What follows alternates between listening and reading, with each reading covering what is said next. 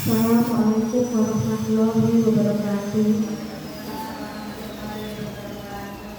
Kepada yang terhormat Kepala SD Negeri Karanganyar, kepada yang saya hormati Bapak dan Ibu Guru SD Negeri Karanganyar, pertama-tama mari kita panjatkan bersyukur kehadirat Allah Subhanahu wa Ta'ala yang sudah memberikan kita anugerah dan juga berkah sehingga kita dapat berkumpul pada siang hari ini dalam acara penyampaian destinasi disiplin positif. Sebelum acara dimulai, saya akan membacakan surat acara pada siang hari ini. Yang pertama adalah pembukaan, yang kedua adalah nyanyian lagu Indonesia Raya, yang ketiga sambutan kepala sekolah, yang keempat penyampaian destinasi disiplin positif, dan yang terakhir adalah penutup. Untuk itu, marilah kita buka acara pada siang hari ini dengan bacaan basmalah. Selanjutnya, acara yang kedua adalah menyanyikan lagu Indonesia Raya. Pada petugas, Hikmah, kami mohon untuk memimpin kami. Kepada Bapak Ibu Guru, kami persilakan untuk bangkit berdiri.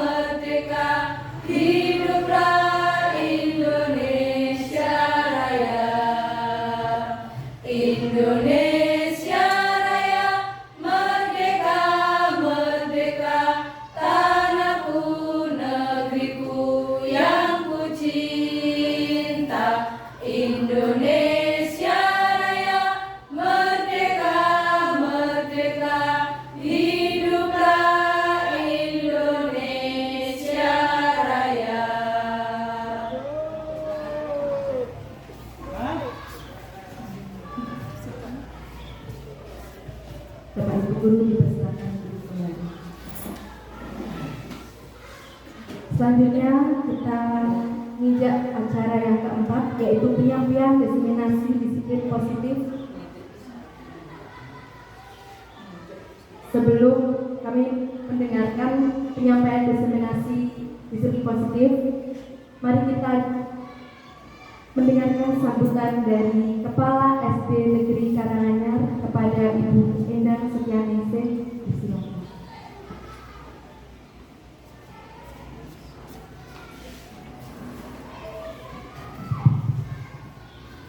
Bismillahirrahmanirrahim. Assalamualaikum warahmatullahi wabarakatuh. Yang terhormat Bapak Ibu Guru beserta staf SDN Karanganyar, pertama-tama kita panjatkan puji syukur kehadirat Allah Subhanahu wa Ta'ala yang mana kita diberi rahmat dan hidayahnya sehingga kita dapat berkumpul CGB, yaitu penyampaian oleh Bu Fatona diseminasi budaya positif di sekolah. Yang kedua, sholawat serta salam kita hadirkan kepada junjungan Nabi besar kita Nabi Muhammad Shallallahu Alaihi Wasallam yang syafaatnya kita nanti-nantikan di yaumil qiyamah. Bapak Ibu guru sekalian, saya ucapkan terima kasih kepada semuanya di hari yang bahagia ini untuk kedatangannya memenuhi undangan Ibu Fatona dalam rangka acara pada siang hari ini. Saya ucapkan terima kasih kedatangannya dan saya sampaikan dan saya pesan kepada Ibu Fatona karena perjalanan kegiatan ini masih panjang dan masih lama selama 6 bulan. Saya mohon semoga dan saya doakan semoga bisa berjalan lancar, diberi kesehatan dan membawa keberkahan yang positif sebagai pemimpin pembelajaran yang positif. Dan untuk teman-teman semuanya yang belum ikut program ini, kami mohon kedepannya mohon ikut program ini. Mari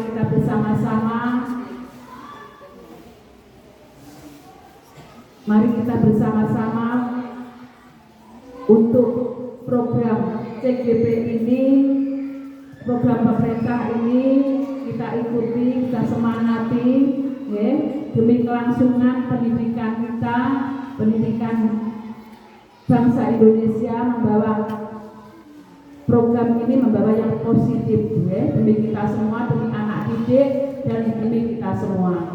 Kiranya saya akhiri sampai di sini. Apabila ada kata-kata yang tidak berkenan di hati Bapak Ibu semua, kami mohon maaf yang sebesar-besarnya. Wabillahi taufiq wal hidayah. Wassalamualaikum warahmatullahi wabarakatuh.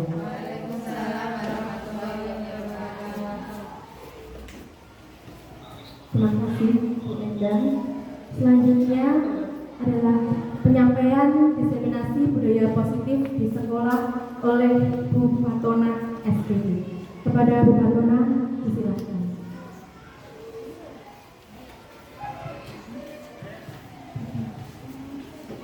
Assalamualaikum warahmatullahi wabarakatuh.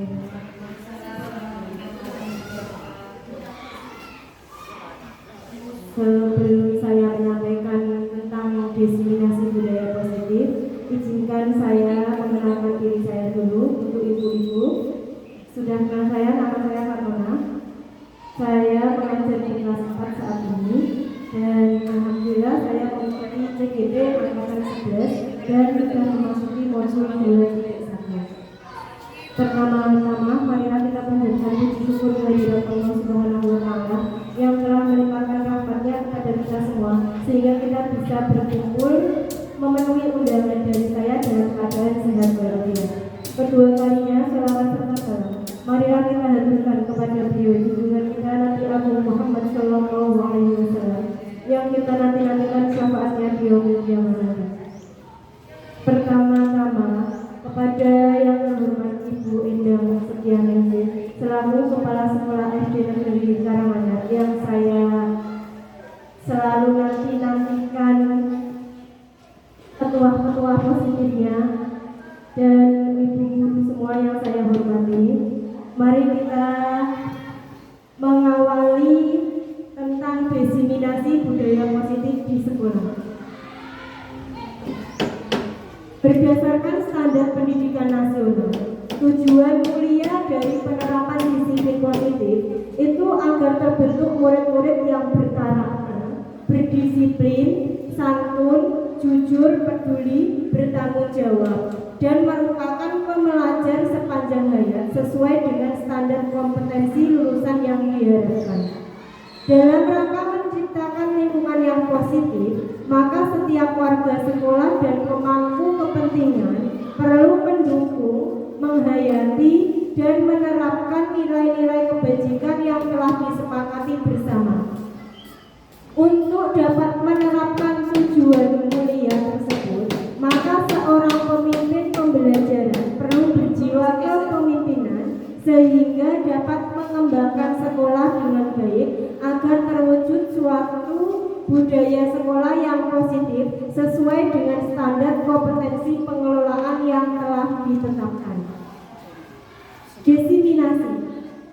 Diseminasi itu sendiri pengertiannya suatu kegiatan yang ditujukan kepada kelompok target atau individu agar mereka memperoleh informasi, timbul kesadaran, menerima, dan akhirnya memanfaatkan informasi tersebut.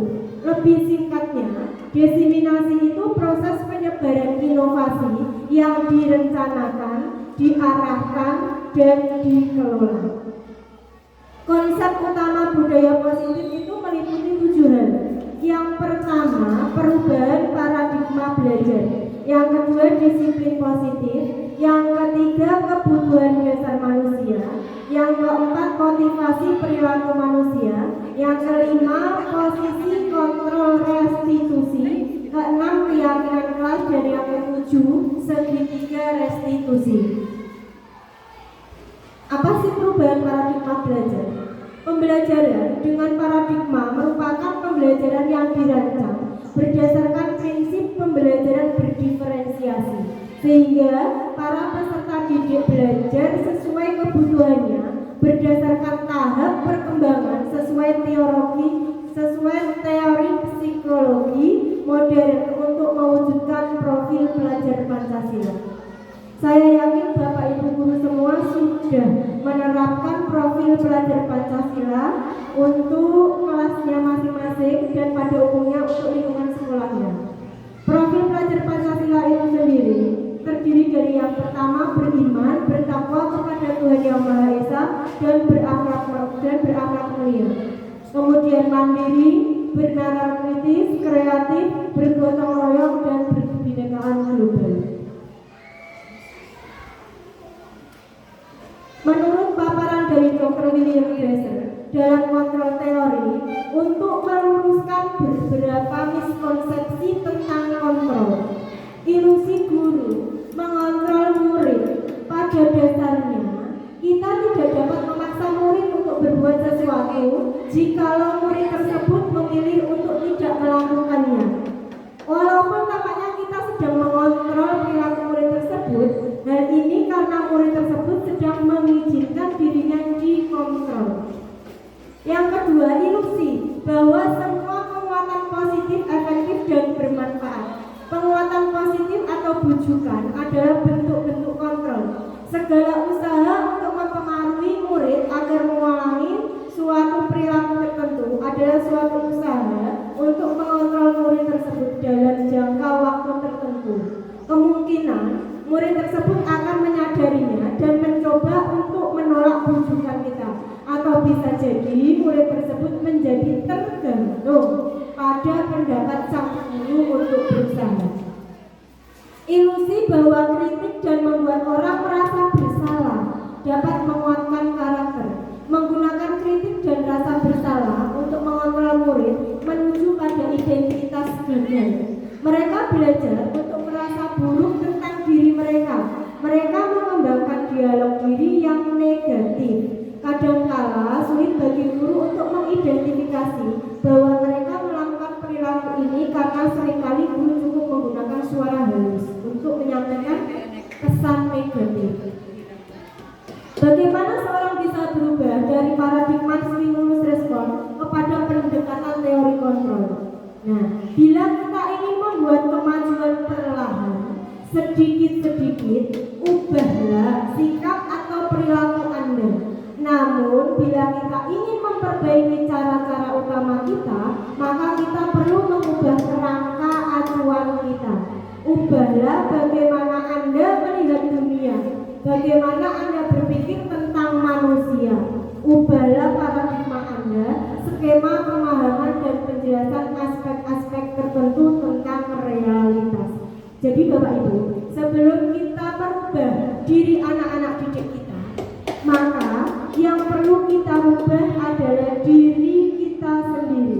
Kita mulai dari diri kita, baru kita bisa merubah anak didik kita. Lanjut Bu. Disiplin positif. Apa itu disiplin positif? Mungkin bagi Bapak Ibu disiplin positif sudah tidak asing lagi. Disiplin positif adalah cara menerapkan pendisiplinan yang bertujuan untuk menumbuhkan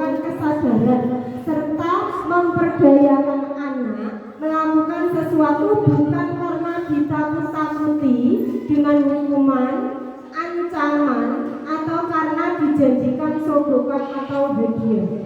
Disiplin positif merupakan pendekatan yang tetap memperhatikan hak-hak anak untuk berkembang dengan sehat, mendapatkan perlindungan dan merasa nyaman untuk terlibat dalam proses pendisiplinan.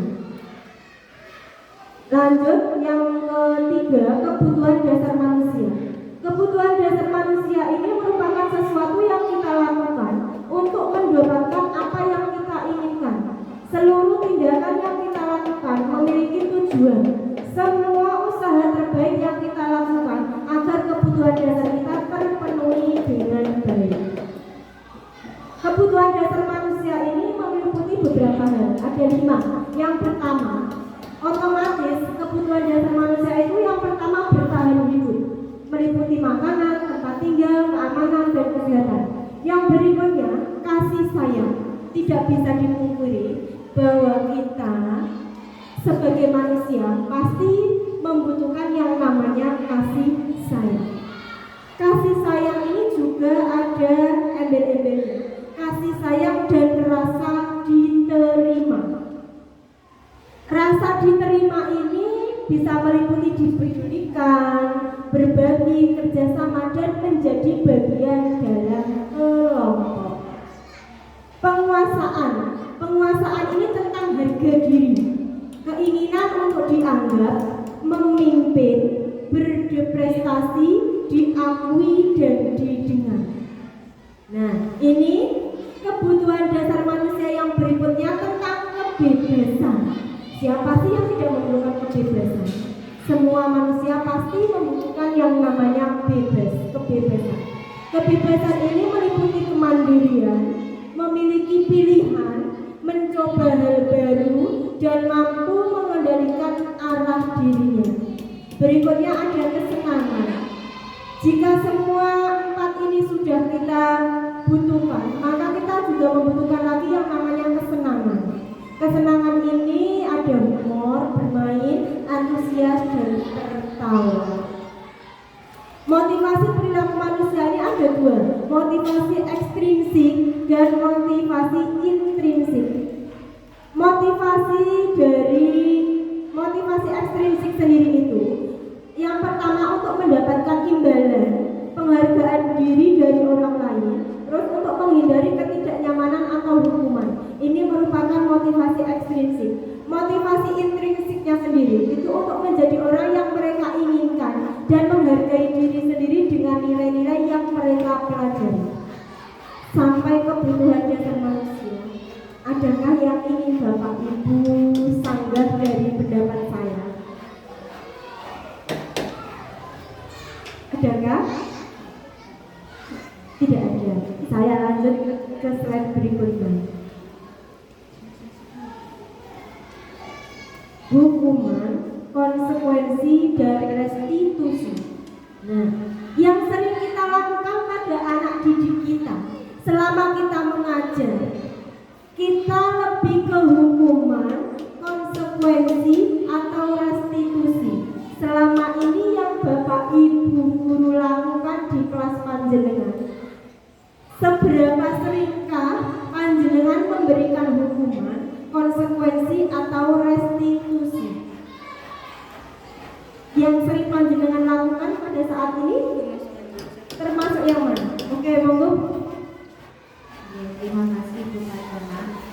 Selama ini kami itu sebenarnya sudah hukuman, konsekuensi, dan restitusi itu sudah melaksanakan. Cuma lebih banyak itu kita melakukan yang hukuman. Jadi kita itu belum tahu tentang restitusi itu apa sih. Jadi kita pengen tahu. Terima kasih Bu Lima. Untuk saat ini saya pun masih sering menggunakan hukuman daripada konsekuensi dan restitusi. Nah, apa sih konsekuensi, apa sih hukuman, dan apa itu restitusi? Hukuman ini datangnya tidak terencana atau tiba-tiba. Murid tidak tahu apa yang akan terjadi dan mereka tidak dilibatkan. Terus bersifat satu arah, berupa hukuman fisik atau psikis. Nah,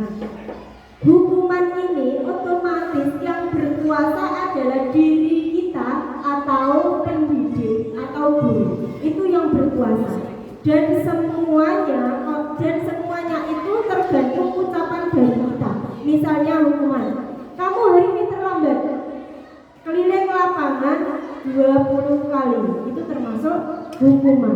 Datangnya dari satu arah, yaitu dari pemimpin pembelajaran atau gurunya.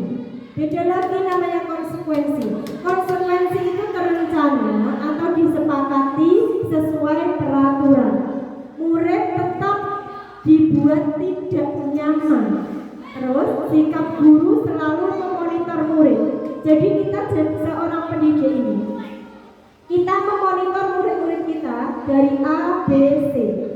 Dalam kelas kita membuat konsekuensi. Misalnya aturan di dalam kelas 4 misalnya. Kelas 4 jika terlambat masuk ke kelas, konsekuensinya kalian harus menulis permintaan maaf 10 kali misalnya. Itu kan berarti kesepakatan. Konsekuensi. Tapi juga tetap imbasnya pada anak didik kita merasa tidak nyaman. Beda lagi dengan restitusi. Restitusi itu proses menciptakan kondisi bagi murid untuk memperbaiki kesalahan. Proses kolaboratif yang mengajarkan murid untuk mencari solusi sendiri. Itu proses dari restitusi. Restitusi itu apabila kita melihat salah satu anak kita melakukan kesalahan, kita panggil dia secara tersendirilah, kita sendirikan dia. Nah, setelah itu kita tanyakan kepada dia apa yang membuat dia dipanggil seperti itu, terus kesalahan apa yang mereka buat, terus kesepakatan kelas atau keyakinan kelas apa yang mereka langgar, dan nanti pada akhirnya dia akan menyadari dengan sendirinya. Itu yang membedakan antara hukuman, konsekuensi, dan restitusi. Tapi untuk kita, saya yakin para pendidik saat ini yang masih kita gunakan adalah hukuman. Begitupun saya. Oke, lanjut dulu. Berikutnya posisi kontrol guru. Ini kita sebagai pendidik itu memiliki posisi kontrol. Posisi kontrol kita itu ada 5. Kita sebagai penghukum, yang kedua sebagai pemantau, terus yang ketiga pembuat merasa bersalah, yang berikutnya manajer dan teman. Dari kelima posisi kontrol ini, paling sulit bagi kita itu yang dalam posisi mana? Menurut saya itu posisi manajer seperti itu. Kalau teman itu memang kita sudah menerapkan strategi ya seperti itu. Terus untuk penghukum jelas, kalau ada anak yang misalnya mereka itu agak nakal seperti itu ya, yang dikatakan nakal sing aktif sebenarnya, kita banyakkan menghukum. Tapi kalau manajer di sini sepertinya posisinya itu harus berada di tengah-tengah seperti itu, Pak. Terima kasih. Iya, menurut saya juga manajer yang paling sulit. Kalau penghukum sih mudah bagi kita untuk menghukum anak. Manajer ini posisinya itu paling atas lah menurut saya. Manajer ini berarti kita harus menguasai tentang penghukum, pemantau, pembuat merasa bersalah, dan teman. Baru kita bisa mengelolanya menjadi manajer. Seperti itu. Untuk lebih jelasnya kita bedah satu-satu. Slide berikutnya ya.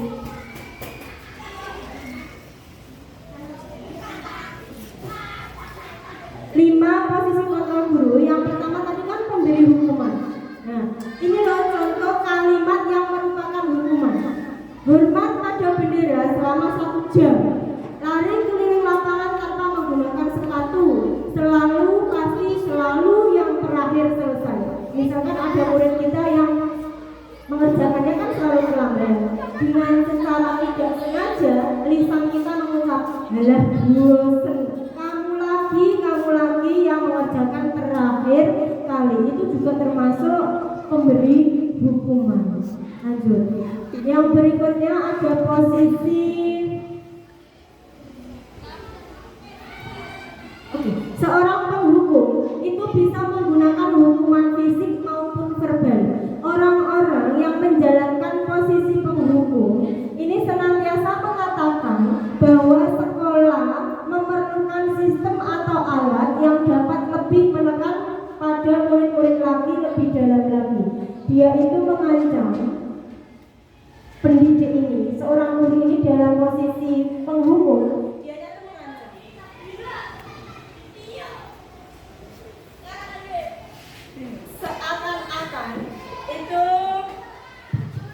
Seakan-akan dirinya itu berkuasa. Sekolah ini tanpa adanya hukuman tidak berjalan dengan tertib. Seperti itu.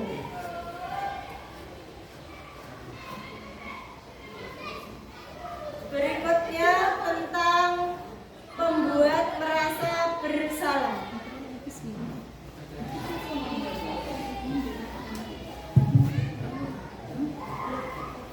Membuat rasa bersalah ini, kita mengobrol dengan anak, tapi seakan-akan anaknya ini harus merasa bersalah.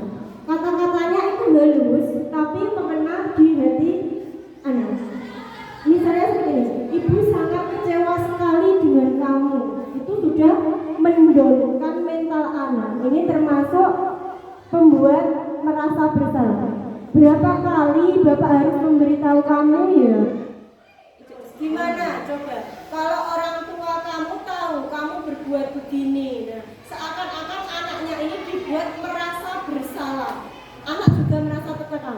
Pada posisi ini, biasanya guru akan bersuara lebih lembut daripada yang membuat hukuman tadi. Pembuat rasa bersalah akan menggunakan keheningan yang membuat orang lain merasa tidak nyaman, bersalah, atau rendah diri. Posisi ini, murid akan memiliki penilaian diri yang buruk tentang diri mereka. Murid merasa tidak berharga dan telah mengecewakan orang-orang yang disayangi. Bisa membedakan Ibu tentang penghukum dan memberikan rasa bersalah. Contoh penerapan 5 posisi kontrol guru yang sebagai teman. Yang sebagai teman ini, guru di posisi teman menggunakan hubungan baik dan humor untuk mempengaruhi seseorang. Mereka akan berkata, ayo bantu demi Bapak ya, seperti itu. Terus, ayo ingat, tidak bantuan Bapak selama ini. Seakan-akan gurunya ini mengungkit-ungkit hal baik yang pernah dia berikan kepada anak didiknya. Seperti itu. Dia seakan-akan merangkul, tapi juga dia seakan-akan berteman, tapi masih memiliki unsur penghukum dan merasa bersalah tadi. Dia memposisikan dirinya sebagai teman, tapi dia menghukum secara tidak langsung. Ya sudah, kali ini tidak apa-apa, nanti ibu bantu bereskan, seperti itu.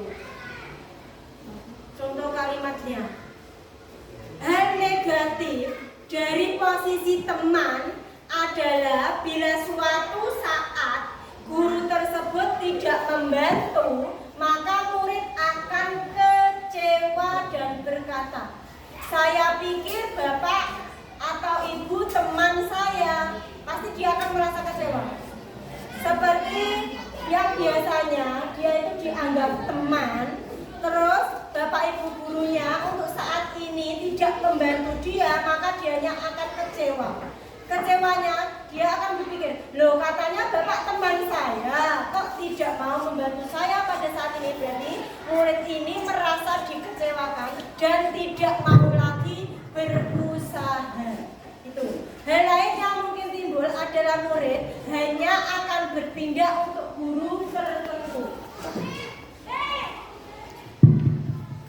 Nah, biasanya dianya yang merasa dijadikan teman tadi, dia akan menurut sama bapak atau ibu guru yang mereka anggap teman. Jadi untuk guru yang lainnya, misalnya kok saya sebagai wali kelas 4 menganggap teman mereka, ketika dia diberi nasihat oleh guru lain, maka dia tidak akan menurut. Seperti itu biasanya. Murid akan tergantung pada guru tersebut, hanya pada guru yang dianggap teman. Guru sebagai pemantau. Memantau berarti mengawasi. Pada saat kita mengawasi, kita bertanggung jawab atas perilaku orang-orang yang kita awasi. Posisi pemantau berdasarkan pada peraturan dan konsekuensi. Dengan menggunakan sanksi atau konsekuensi, kita dapat memisahkan hubungan pribadi kita dengan murid sebagai seorang yang menjalankan posisi pemantau. Pertanyaan yang diajukan seorang pemantau itu biasanya, peraturan apa? Peraturannya yang gimana? Apa yang telah kamu lakukan? Sanksi atau konsekuensinya apa? Seorang pemantau sangat mengandalkan penghitungan, catatan, data yang dapat digunakan sebagai bukti atas perilaku seseorang. Posisi ini akan menggunakan stiker, strip catatan, daftar cek, dan lain-lainnya. Posisi pemantau sendiri berawal dari teori stimulus respon tadi. Nah, ini yang paling puncak, guru sebagai manajer. Manajer adalah posisi di mana guru berbuat sesuatu bersama dengan murid, mempersilahkan murid mempertanggungjawabkan perilakunya, mendukung murid agar dapat menemukan solusi atas permasalahannya sendiri. Seorang manajer telah memiliki keterampilan di posisi teman, pemantau. Dengan demikian bisa jadi di waktu-waktu tertentu kembali kepada kedua posisi tersebut bila diperlukan. Namun bila kita menginginkan murid-murid kita menjadi manusia yang merdeka, mandiri dan bertanggung jawab, maka kita perlu mengacu kepada restitusi yang dapat menjadikan murid kita seorang manajer bagi dirinya sendiri. Di manajer, murid diajak untuk menganalisis kebutuhan dirinya maupun kebutuhan orang lain. Di sini penekanan bukan pada kemampuan membuat konsekuensi, namun dapat berkolaborasi dengan murid bagaimana memperbaiki kesalahan yang ada. Seorang manajer itu akan berkata, apa yang kita yakini? Nah, pertanyaannya seperti itu dulu. Kembali lagi kita ke keyakinan kelas. Apakah kamu meyakininya? Nah, seperti itu. Tugas seorang manajer bukan untuk mengatur perilaku seseorang. Kita membimbing murid untuk dapat mengatur diri. Seorang manajer bukannya memisahkan murid dari kelompoknya, tapi mengembalikan murid tersebut ke kelompoknya dengan lebih baik dan kuat. Bisa jadi dalam praktek penerapan disiplin sehari-hari, kita akan kembali ke posisi teman atau pemantau. Karena murid yang ditangani belum siap, diajak berdiskusi atau diundang melakukan restitusi.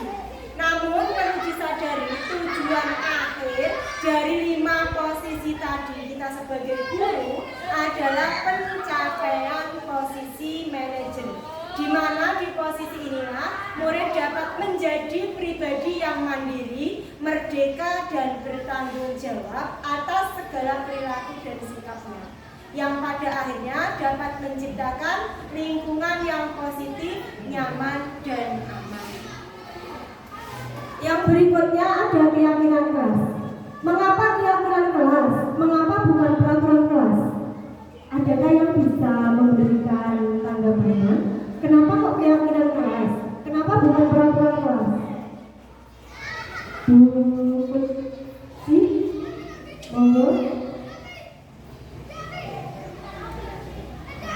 Kalau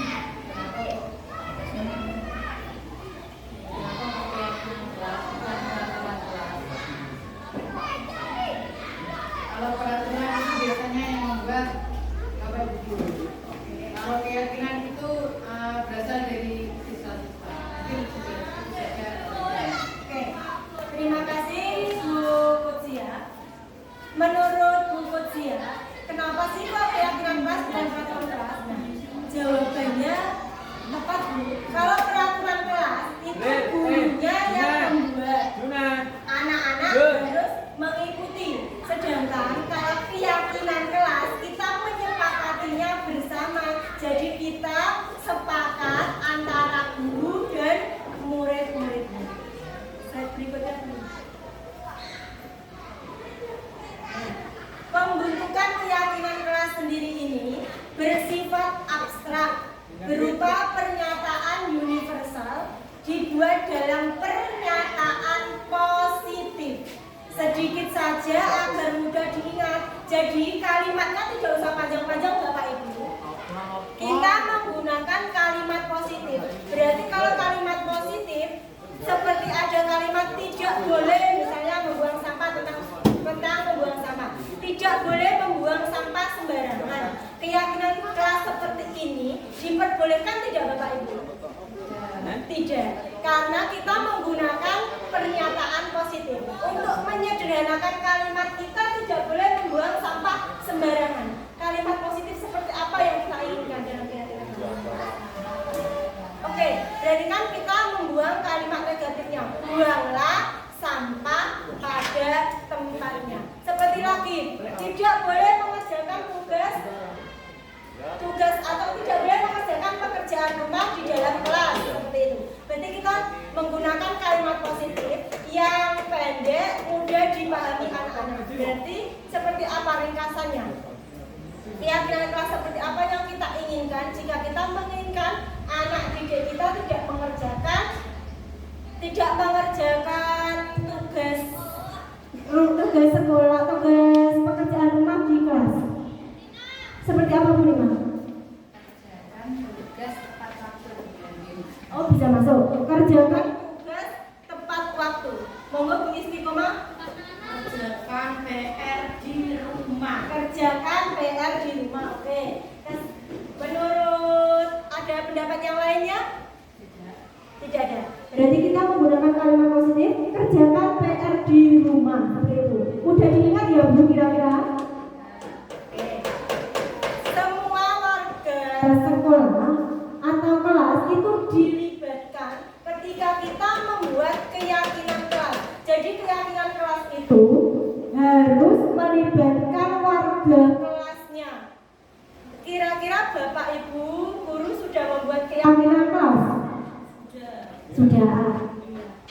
Keyakinan kelasnya berarti kita buat bersama-sama di dalam kelas.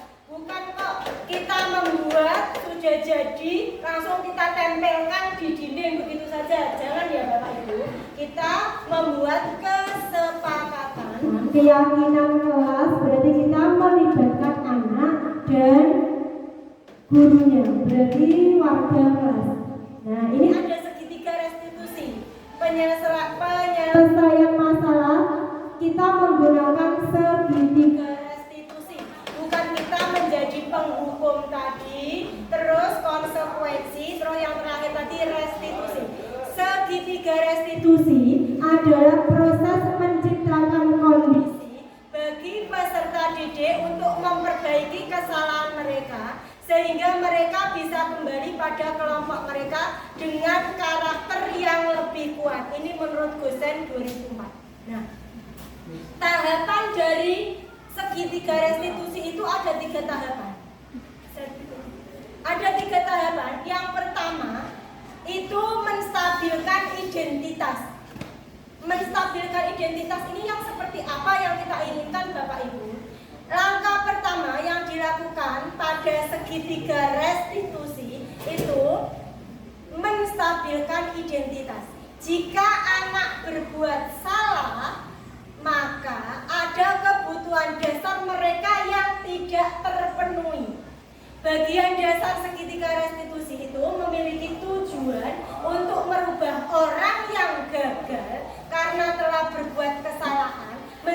orang yang sukses. Kita harus meyakinkan mereka dengan mengatakan kalimat, tidak ada manusia yang sempurna. Saya juga pernah melakukan kesalahan seperti itu. Nah, pada saat kita menimbai anak atau mengundang anak, ketika anak memiliki kesalahan, melakukan kesalahan, jangan kok langsung kita, kamu berbuat salah, jangan seperti itu. Tapi kita menggunakan langkah dari tiga restitusi. Yang pertama, menstabilkan identitas. Nah, katakanlah kepada mereka yang bersalah, tidak ada manusia yang sempurna. Bapak atau ibu juga pernah kok melakukan kesalahan seperti itu ya Bapak Ibu. Jangan langsung ngejut anak, kamu bersalah. Jangan, kita selesaikan masalah anak itu. Anak berhak untuk merdeka. Lanjutnya pusat yang kedua. Langkah yang kedua itu validasi atau validasi tentang tindakan yang salah. Langkah kedua adalah memvalidasi tindakan yang salah. Konsep langkah kedua, kita harus memahami kebutuhan dasar yang mendasari tindakan anak berbuat kesalahan. Menurut teori kontrol, semua tindakan manusia, baik atau buruk, pasti memiliki maksud atau tujuan tertentu. Ketika kita menolak anak yang berbuat salah, dia akan tetap dalam masalah. Yang diperlukan adalah kita memahami alasan melakukan hal tersebut sehingga anak merasa dipahami. Nah, kita tanyakan alasan mereka melakukan kesalahan. Langkah yang ketiga, menanyakan keyakinan. Teori kontrol menyatakan bahwa kita pada dasarnya termotivasi secara internal. Ketika langkah 1 dan langkah 2 sukses kita lakukan, maka anak akan siap untuk dihubungkan dengan nilai-nilai yang dia percaya dan berpindah menjadi orang yang dia inginkan. Penting menanyakan ke anak tentang kehidupan ke depan yang dia inginkan. Ketika mereka sudah menemukan gambaran masa depannya, guru dapat membantu mereka untuk tetap fokus pada gambarannya. Melalui segitiga restitusi, kita dapat mewujudkan mereka menjadi murid yang merdeka. Mereka mampu menyelesaikan masalah dengan motivasi internal dan bertanggung jawab terhadap pilihannya. Nah, ini ada contoh penerapan segitiga restitusi.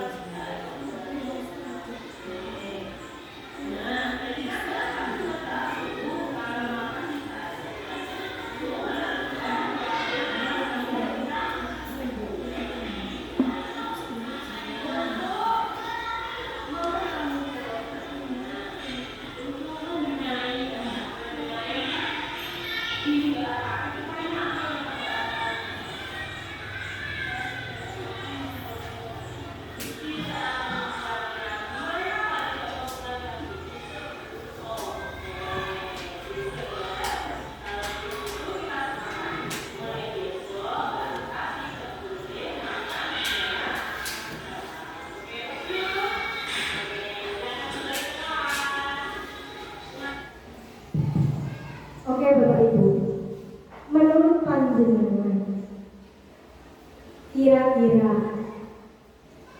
ketika anak yang melakukan kesalahan kita langsung memberikan hukuman kepada mereka, apakah mereka besok-besok tidak akan mengulanginya lagi?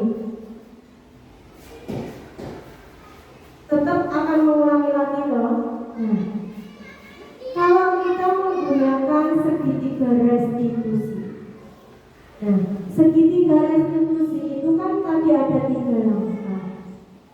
Menurut panjenengan lebih mengena mana ketika kita memberikan hukuman atau kita menyelesaikan masalah dengan menggunakan segitiga restitusi tersebut? Monggo Bu, benar-benar. Terima kasih Bapak. Menurut saya bagus dengan menggunakan segitiga restitusi, karena dengan menggunakan itu hati anak bisa berubah. Oh iya, berarti aku gak disalahkan kalian guru ya, nanti dikandani dengan niat nah, karena dia insya Allah lain dari dia akan berubah. Terima kasih Bu Fadil. Menurut Bu Fadil, segitiga restitusi ini lebih mengenai anak karena anak tidak disalahkan seperti itu. Menurut panjenengan Bu, apa bagusnya tentang segitiga restitusi ini?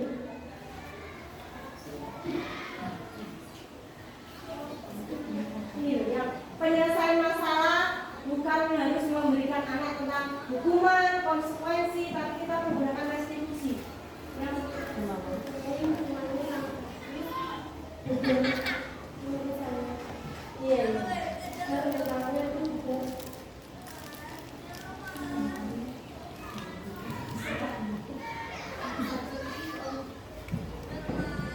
Terima kasih. Menurut panjenengan bagus, anak jadi tidak down. Satu pendapat lagi Bu. Terima kasih Bukan Rona. Kalau menurut saya restitusi ini bagus untuk kita terapkan karena dengan restitusi anak itu akan bisa mencari solusi terhadap permasalahannya itu sendiri seperti itu. Iya, ini yang kita harapkan Bapak Ibu. Kita memfasilitasi anak, kita mengundang anak, bukan untuk mereka merasa bersalah, bukan untuk memberikan hukuman kepada mereka, tapi anak menyadari apa kesalahan mereka dan apa yang harus mereka lakukan untuk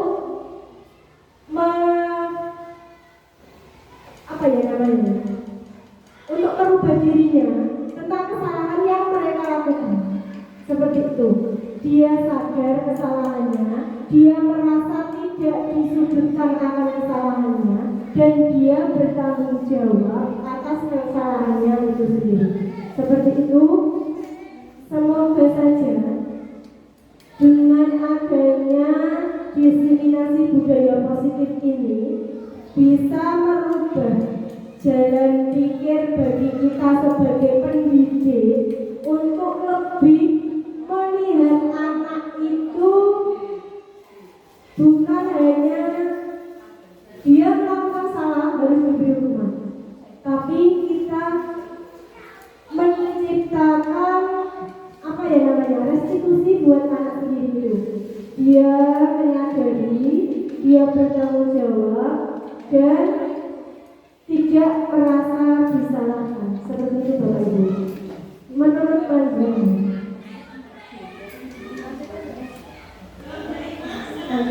ini sama segitiga restitusi. Terima kasih, itu diseminasi positif dari saya Bapak Ibu. Adakah masukan dari panjenengan semua? Saya minta refleksinya dari Bapak dan Ibu. Monggo dimulai dari panjenengan di rumah. Terima kasih Bu Fatona, sangat luar biasa sekali ya Bu Fatona atas penyampaiannya materi tadi, dan itu juga menurut kami itu bermanfaat sekali bagi kami sebagai seorang guru, bagi bagaimana kita pada saat menghadapi anak-anak itu tidak boleh menghukum, tetapi harus memposisikan kita sebagai seorang manajer seperti itu. Terus apabila tadi anak misal ada yang melakukan kesalahan, kita tidak boleh menjustice mereka ya, jadi kita harus merestitusi. Jadi itu sangat bermanfaat sekali diseminasi untuk hari ini, dan juga semoga apa yang telah Ibu sampaikan nanti dapat kita terapkan. Terima kasih. Terima kasih Bu Lima, refleksi positif buat saya. Monggo yang mau merefleksi kembali. Saya beri kesempatan untuk Pak Wahyu dulu. Terima kasih atas waktunya. Menurut saya sangat bermanfaat, terutama buat ini karena depannya bisa mengatasi lebih baik dalam mengatasi masalah. Terima kasih Pak Wahyu. Refleksi terakhir, saya mau meminta refleksi dari beliau, Ibu Kepala Sekolah, Ibu Ida, monggo. Terima kasih waktunya.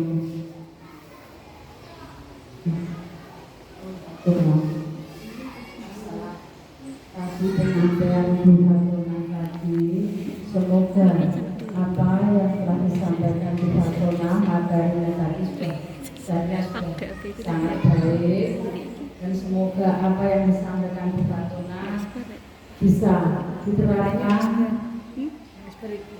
untuk guru terhadap siswa di kelas, dan yang belum kita terapkan apa yang sudah disampaikan Bu Fatona, mari kita terapkan sehingga apa yang disampaikan Bu Fatona ini bisa sebagai pembelajaran kita semua dalam pembelajaran di kelas. Terima kasih Bu Ida, refleksinya alhamdulillah memuaskan buat saya. Dan sampai di sini kegiatan saya hari ini. Semoga yang saya sampaikan tadi bisa bermanfaat buat Bapak Ibu semua, dan juga bisa dipakai untuk refleksi mandirinya. Terima kasih Bapak Ibu telah hadir dan mendengarkan apa materi dari saya. Semoga bermanfaat ke depannya. Apabila ada kata-kata yang kurang berkenan di hati panjenengan semua, saya mohon maaf yang sebesar-besarnya. Akhirul kalam, wassalamualaikum warahmatullahi wabarakatuh. Waalaikumsalam warahmatullahi wabarakatuh. Terima kasih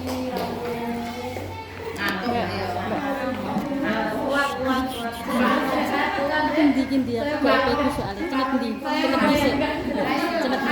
Langsung. Saya udah kasih urut bareng. Langsung tersimpan.